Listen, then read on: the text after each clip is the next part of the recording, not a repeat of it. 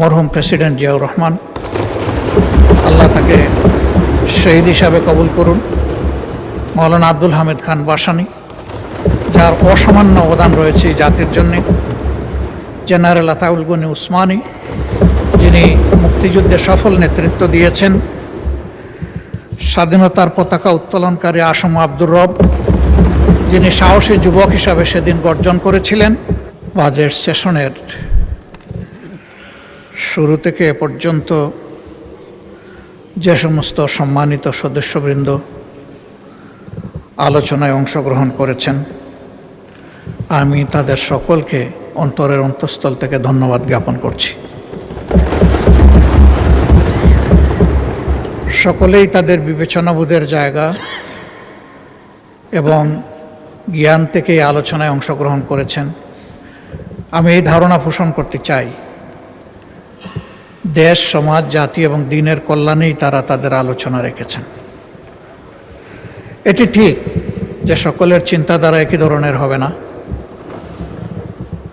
সরকারি দলেও না, বিরোধী দলেও না। চিন্তা একই ধরনের হলে এত লোকের বক্তৃতার প্রয়োজন হতো না, এত সময় খরচ করতে হতো না। সবার পক্ষ থেকে দুই দিক থেকে একজন করে বক্তব্য রাখলেই বিষয়টা চুকে যেত। আমরা এখানে জনগণের ভালোবাসা এবং ভোটে নির্বাচিত হয়ে মহান আল্লাহর ইচ্ছায় আসার সুযোগ পেয়েছি এবং সবাই নিজের বিবেক, মহান আল্লাহ তাআলা আর প্রিয় জনগণের কাছে দায়বদ্ধ। এই দায়বদ্ধতার জায়গা থেকেই আমরা আমাদের বক্তব্য রেখে থাকি। বাজেট সেশন বছরের সবচেয়ে গুরুত্বপূর্ণ সেশন।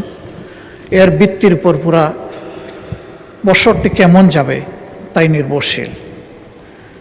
আমি বিশ্বাস করি সকল সদস্যই সেদিকে খেয়াল রেখে তারা বক্তব্য উপস্থাপন করেছেন।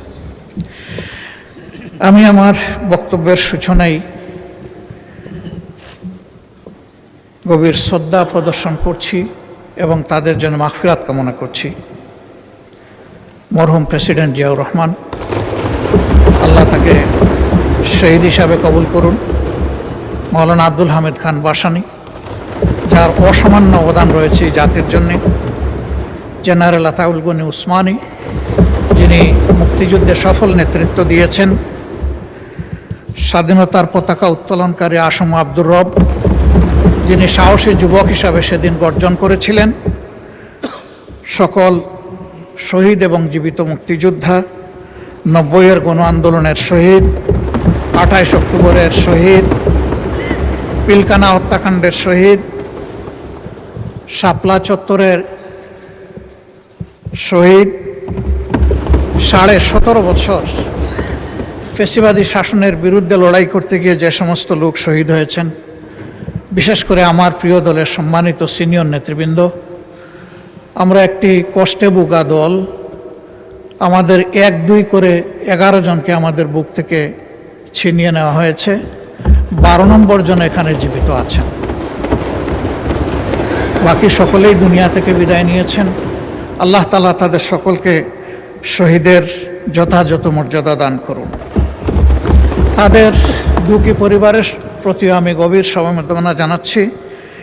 সেই সাথে 24-এর গণ অভ্যুত্থানের সকল শহীদ, আহত এবং পঙ্গু এবং ফ্যাসিবাদী আমলে গুম হওয়া সকল পরিবার, ব্যক্তি, তাদের সকলের প্রতি আমি গভীর শ্রদ্ধা এবং সমবেদনা জ্ঞাপন করছি।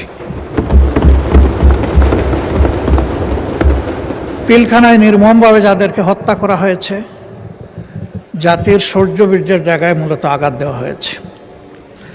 আমি তাদেরকেও গভীর শ্রদ্ধায় স্মরণ করছি এবং আল্লাহ তাআলার দরবারে তাদের শাহাদত কবুল হওয়ার জন্য দোয়া করছি। সীমাহীন ত্যাগের মধ্য দিয়ে আজকের এই পার্লামেন্ট গঠিত হয়েছে। এই পার্লামেন্ট আমরা মূল থেকেই বলে আসছি মজলুমের পার্লামেন্ট।